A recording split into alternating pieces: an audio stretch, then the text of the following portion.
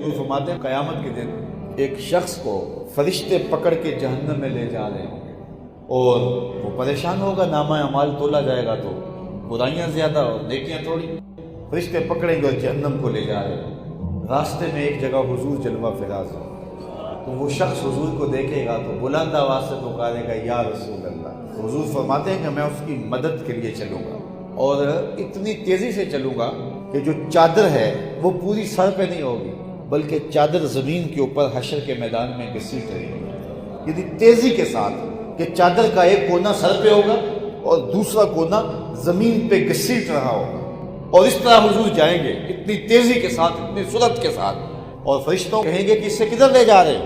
فرشتے کہیں گے کہ بندہ نواز اس کے نامہ اعمال کو تولا گیا ہے، نیکیاں زیادہ نہیں ہوئی، برائیاں زیادہ ہیں، اس لیے ہم اس کو جہنم میں لے جا رہے ہیں۔ تو حضور فرمائیں گے اس کے نامہ اعمال کو دوبارہ تولا جائے۔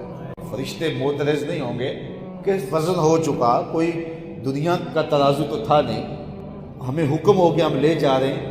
وہ جانتے ہوں گے صدر بزم حشر یہی سرکار ہے، دوبارہ ترازو لگ جائے گا، اس کے نامہ اعمال کو تولا جائے گا، واقعی نیکیاں تھوڑی ہوگی اور برائیاں زیادہ ہوں گی۔ تو حضور علیہ السلام ایک کاغذ کا ٹکڑا نکالیں گے اور ٹکڑے کو عربی میں بطاقہ کہتے ہیں، اور اسی وجہ سے اس حدیث کا نام ہے حدیث بطاقہ۔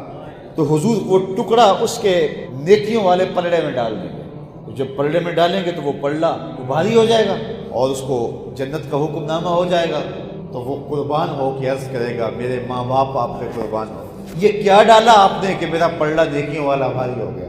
حضور مسکرا کے فرمائیں گے میرے امتی یہ ایک مرتبہ تیرا پیار سے پڑھا ہوا درود ہے۔ حضور یہ بھی جانتے ہیں کس نے کہاں کھڑے ہو کے کتنے پیار سے درود پڑھا ہے۔